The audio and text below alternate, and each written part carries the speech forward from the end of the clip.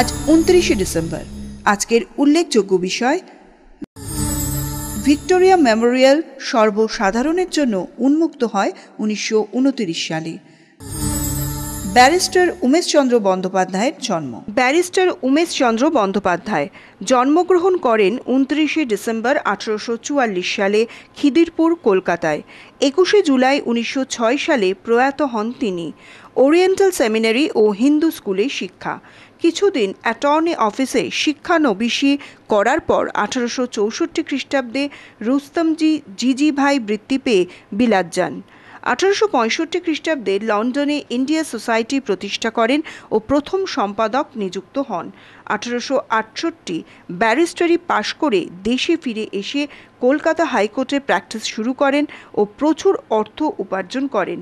ভারত সরকার কর্তৃক 4 বার স্ট্যান্ডিং কাউন্সিলে নির্বাচিত হন। 1871 খ্রিস্টাব্দে কলকাতা বিশ্ববিদ্যালয়ে ল ফ্যাকাল্টির প্রথম প্রেসিডেন্ট হন। সেখানে সিন্ডিকেট ও সেনেট সদস্য পদ লাভ করেন। 1893 থেকে 1895 বঙ্গীয় ব্যবস্থাপক সভার সদস্য ছিলেন। 1902 খ্রিস্টাব্দে লন্ডনের ক্রয়ডনে স্থায়ী বাড়ি করে প্রিভি কাউন্সিলে আইন ব্যবসা শুরু করেন।